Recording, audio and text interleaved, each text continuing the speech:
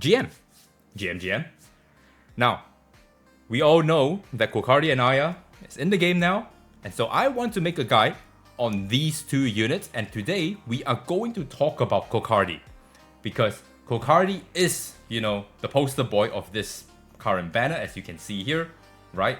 We go into summons, right? The first banner is going to be Kokardi, and so I want to talk about him. I want to talk about how he's played. I had the luxury of, getting him max dupe. That means I have, exclusive lattices for him or exclusive tofus for him. And so I have gotten him to a significant amount of skill ups where I can actually showcase him properly. Okay, so let's take a look at Kokardi right now in the archive and what he do, because he's 555 in there. Now, the general gist of Kokardi, right, is that this is his first skill, right? He does a single target damage and applies 1 stack of Calamity Flame. And his whole gimmick is to do with Calamity Flame. Okay? Because his Calamity Flame ties in with his passive. And what is Calamity Flame? Basically, it is a stack that increases the true indirect damage added by Flame Strike, with the damage increase equal to 1.5% of the target's max HP, not exceeding 20% of Kokardi's attack. This can stack up to 16 times. And this is how he does a good chunk of damage, because realistically speaking, his damage is not fantastic. And so I would let you know why. But we'll talk about his passive first. Now, this is very important. His passive basically says when any ally is alive, Kokardi cannot be targeted as the primary target by enemy skills. This effect does not work when under control effects. Okay, so if you CC him, you can touch him. But if you don't and you only have single targets, this guy is just going to stay alive, which is how he is going to ramp his Calamity Flame, right? When Kokardi has the Calamity Flame effect and scores a crit, it will deal 1 additional hit of true indirect damage based on the target's max HP, which is basically what Calamity Flame is, alright? And after every 2 actions, Kokardi deals 300% damage to all enemies, increases all allies' turn meter by 20%, and applies crit rate up for 2 turns. Then it will apply 2 stacks of Calamity Flames to himself. Now, this is how he is going to ramp his Calamity Flame. This part here, where it says every 2 actions, is actions that he is taking where you can have 3 buttons to press. Okay? If you don't do that, he is only going to get Calamity Flame stacks. He is never going to do a second hit. Okay? I want you guys to pay attention to that. So Battle Wheel would not work, Bramble will not work, Twin Trick will not work. That kind of stuff. Okay? But he will get Calamity Flame. Okay? So if you're trying to use him to do a lot of damage where you try to go S1 into Battle Wheel, S1 into a Slam Flame Strike, doesn't work. Alright? But that can be a way for you to, ramp up your Calamity Flame, which is your main damage. Okay? His S3 is a apply crit rate up for 2 turns and deal 360% to all enemies, increasing his turn meter by 35% and getting 3 stacks of Calamity Flame. You want to get to 16 stacks as soon as possible in order to do damage. If you don't get yourself to that stack, he's gonna hit like a wet noodle. Alright? You can build him no matter how heavy DPS you put him, you are still never going to get him to hit crazy amounts of damage. I've tried it. Okay? And so this is how I would recommend you build him after we talk about what your skill priorities are, because let's take a look here. His S1 is all about the Calamity Flame stack. Okay? Level 3, he gets 16 stacks. Level 5, he gets the boost to 1.5%. That's how he's going to get the attack, right? His S2 is where, you get the turn meter effect, and, the Calamity Flame, you get to stack a little bit faster, right? This is also where you get crit rate, which is very important because he can cheat out a lot of crit rate and he only needs 70 to function because of his perma crit rate up. Okay? Last but not least is S3, where his speed is. This is where you're going to get, more stacks. Where I think you should focus on is his S2 first. Okay? Because this is where your main damage is going to come from, right? Because you hit the S3 once, you're going to be on cooldown, then you're going to be, relying on your flame strikes until your S3 is, back live. And so you want to get this to max first, because this will also give you 2 stacks of Calamity Flame. And this is how you are going to ramp. Alright? Not only that, you're going to get crit rate here. And we all know that crit rate is so important in order for you to, you know, abuse the crit damage multiplier. And so I always recommend you start with this first for Kokardi, then wrap around and you get his speed and the S3 stacks. Alright? Then come back to his S1 and get to level 3 bare minimum. Bare minimum 2 tofus here. Okay? Getting him to 16 stacks is very, very nice. Alright? And so if you come and take a look at what I have built here. Okay? So let's go to my units real quick. And let me show you Kokardi. So this is how I have Kokardi built. I have him on Tiger Yin. And I have him on Bloodbath, Bulwark, Fury Edge. You can see I am not very fast. And why am I not very fast is because I'm playing him in a bruiser comp. He's already going to cheat turn meter himself. And so you just need him to not be a turtle. You just need him to have a little bit of speed. Alright, play around the 200 range. 210, 200, 210, 220, that's fine. And he'll do his thing. Okay? Because you're going to be playing him with a whole bunch of healers. You're playing with bruisers as well, so they are around your speed range. That's how you want to play him. You want to go higher on attack than you are on crit damage. And why is that? It's because of his Flame Strike. It's based off 20% of its attack. If you go very low attack, then you're not going to do a whole lot of damage as well.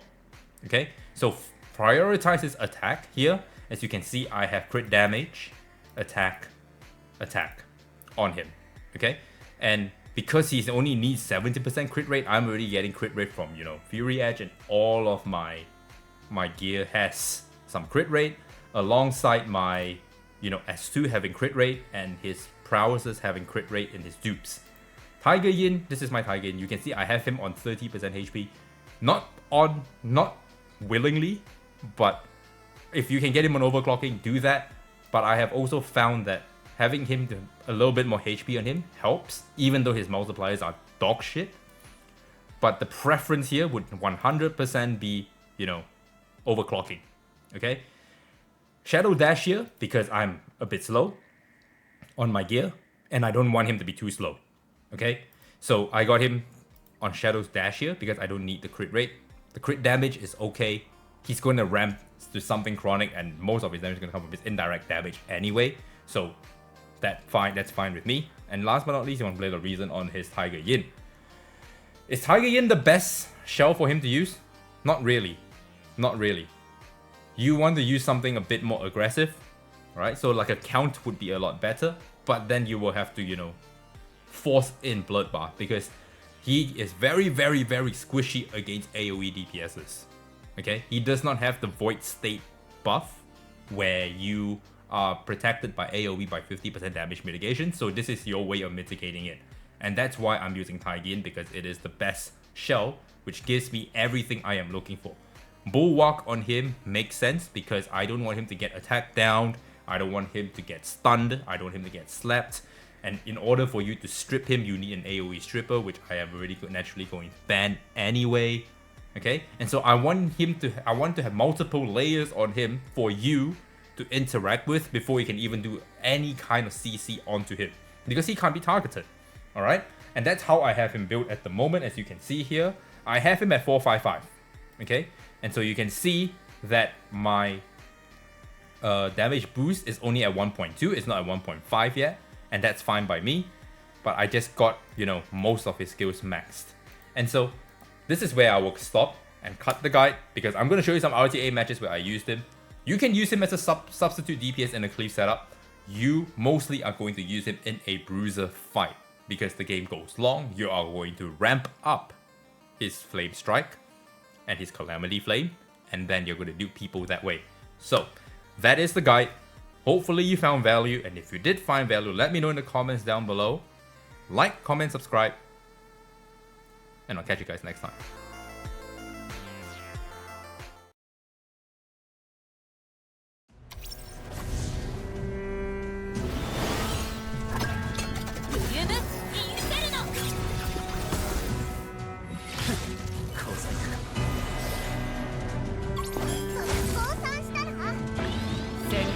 が命を放つ。ミラージュフレア。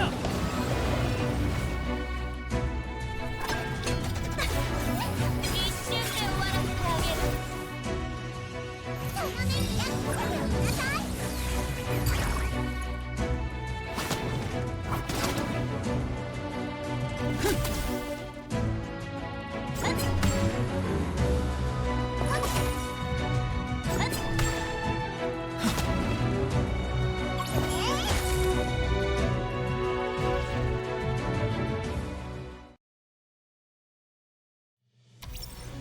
これでも食らいなさい。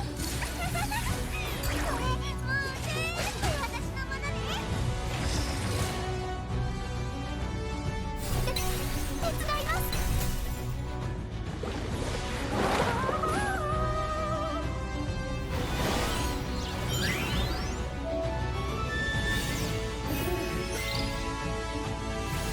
触らないでください。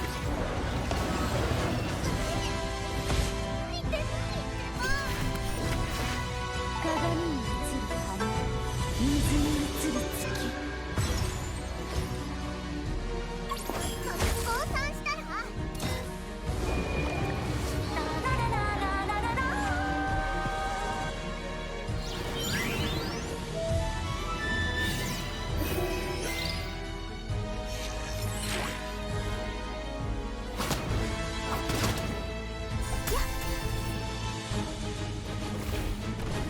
貴様に逃げ場はない。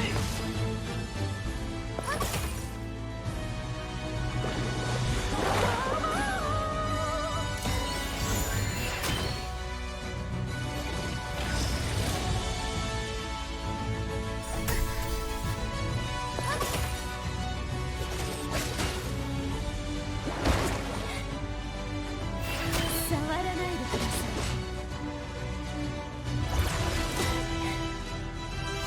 この手。その熱気これをください。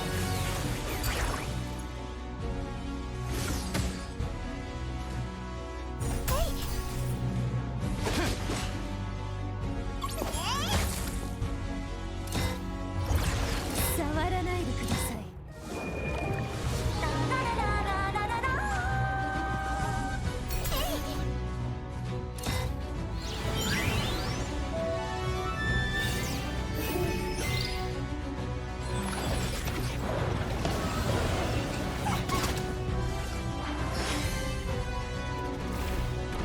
くたばれ。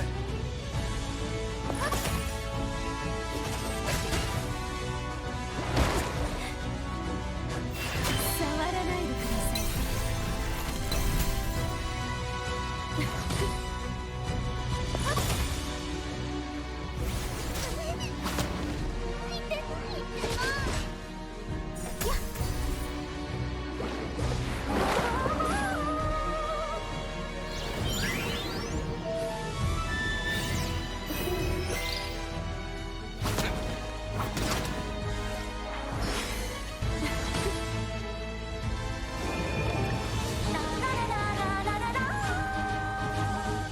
処刑開始だ。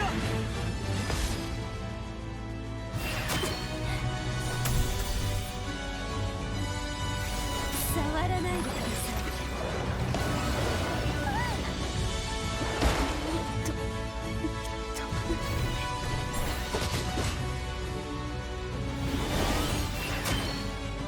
もうちょっと我慢して。